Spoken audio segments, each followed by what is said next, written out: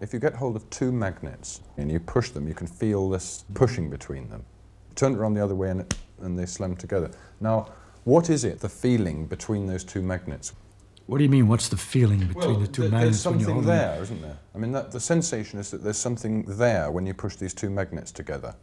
Listen to my question. What is the meaning when you say that there's a feeling? Of course you feel it. Now, what do you want to know?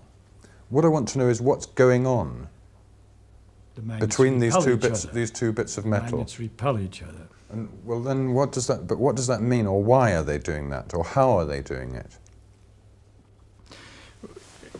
You're asking. I must say, I think that's a perfectly reasonable question. Of course, it's a reason. It's an excellent question. Okay. But the problem that you're asking, you see, when you ask why something happens,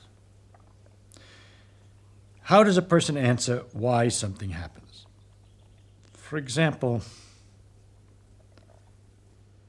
Aunt Minnie is in a hospital. Why?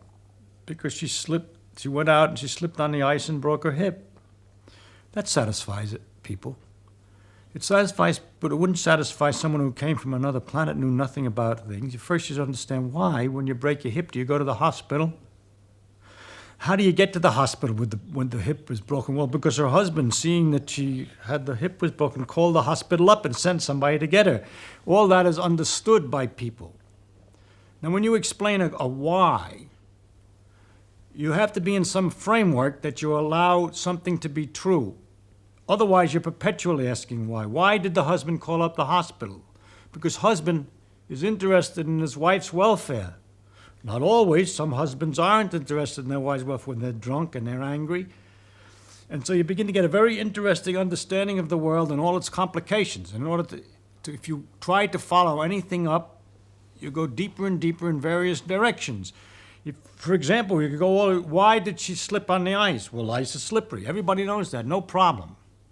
But you ask, why is ice slippery? That's kind of curious. Ice is extremely slippery. It's very interesting. You say, how does it work? You could either say, I'm satisfied that you've answered me, ice is slippery, that explains it. Or you could go on and say, why is ice slippery? And then you're involved with something, because there aren't many things as slippery as ice. It's very hard to get. Greasy stuff, but that's sort of wet and slimy.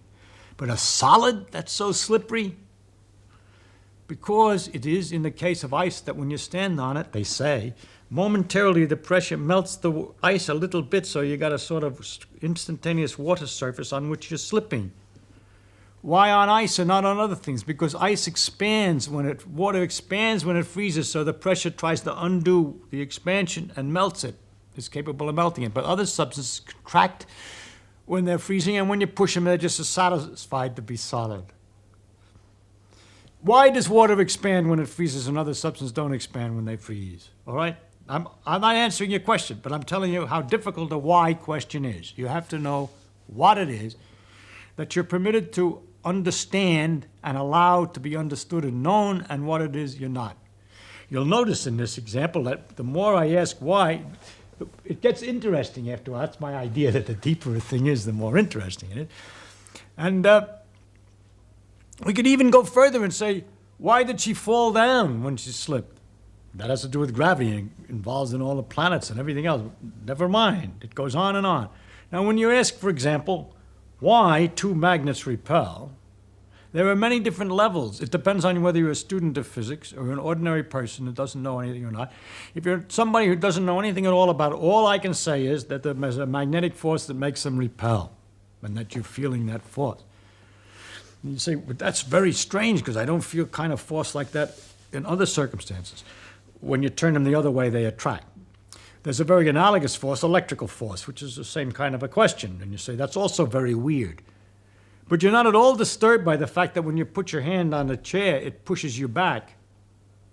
But we found out by looking at it that that's the same force, as a matter of fact. The electrical force, not magnetic exactly in that case, but it's the same electrical repulsions that are involved in keeping your finger away from the chair, because everything's made out of its electrical forces in microscopic details. There's other forces involved, but this is connected to electrical forces.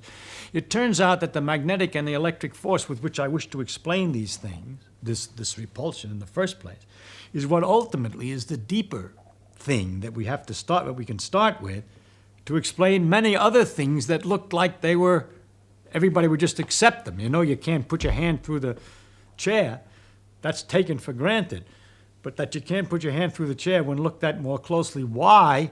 It involves these same repulsive forces that appear in magnets. The situation you then have to explain is why in magnets it goes over a bigger distance than in ordinarily.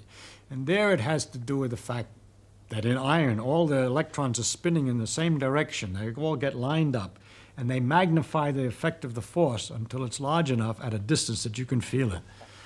But it's a force which is present all the time and very common and is in a basic force of almost, I mean, I can go a little further back if I were more technical, but at an early level, I just have to tell you that's going to be one of the things you'll just have to take as an element in the world, the existence of magnetic repulsion or electrical attraction, magnetic attraction. I can't explain that attraction in terms of anything else that's familiar to you. For example, if we say the magnets attract like as if they were connected by rubber bands, I would be cheating you. Because they're not connected by rubber bands, I shouldn't be in trouble. You'd soon ask me about the nature of the bands. And secondly, if you were curious enough, you'd ask me why rubber bands tend to pull back together again, and I would end up explaining that in terms of electrical forces, which are the very things that I'm trying to use the rubber bands to explain. So I have cheated very badly, you see. So I'm not going to be able to give you an answer to why magnets attract each other, except to tell you that they do, and to tell you that that's one of the elements in the world of the different kinds of forces. There are electrical forces, magnetic forces, gravitational forces, and others, and those are some of the parts. If you were a student, you'd go further. I could go further. I could tell you that the magnetic forces are related to the electrical forces very intimately, that our relationship between the gravity forces and electrical forces remains unknown, and so on. But I really can't do a good job, any job, of explaining magnetic force in terms of something else that you're more familiar with, because I don't understand it in terms of anything else that you're more familiar with.